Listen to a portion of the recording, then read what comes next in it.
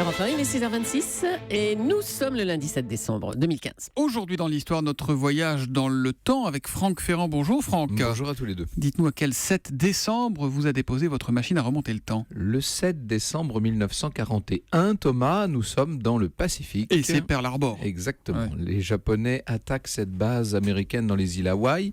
Il y a là 90 navires de guerre des États-Unis, des centaines d'avions de combat, des milliers de soldats, des marins surtout. C'est l'amiral Yamamoto qui est chargé de l'opération. À 7h40, ce 7 décembre, le mot d'ordre est lancé. Vous l'avez lancé vous-même tout à l'heure. Tora, Tora, Tora. En japonais, Tora, c'est le tigre. 400, ça veut donc dire tigre, tigre, tigre. 423 avions, dont les 23 Mitsubishi Zero, 6 porte-avions, 27 sous-marins convergent vers Pearl Harbor, le port des Perles. L'attaque est foudroyante et le bilan va être très lourd. 2400 morts côté américain, 90 navires sont coulés, donc, dont 8 cuirassiers, 3 croiseurs, 3 destroyers, ainsi que 168 avions américains. Côté japonais, les pertes sont faibles, une soixantaine d'hommes, une trentaine d'avions.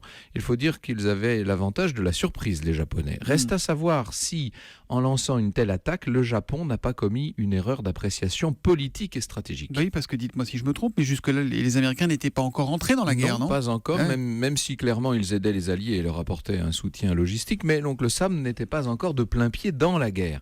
Et pour une raison simple, l'opinion américaine ne voulait rien entendre. Des négociations étaient même conduites avec le Japon en vue de maintenir une paix relative dans le Pacifique. Du coup, la donne change, ça c'est le moins qu'on puisse dire.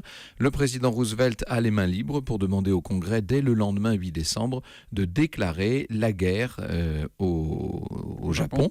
De là à imaginer qu'il ait lui-même facilité l'opération sur Pearl Harbor, il n'y a qu'un pas, mais enfin ça c'est une autre histoire. L'histoire qu'on retrouve avec vous à 14h, vous nous parlerez de quoi? Nous évoquerons quelques grandes championnes en compagnie des sœurs Kaltenbach. Ah, Lorraine et Clémentine. Allez, à Exactement. l'échauffement, Franck. Une, deux au cœur de l'histoire. C'est à 14h sur Europe 1, tout à l'heure. Tout à l'heure.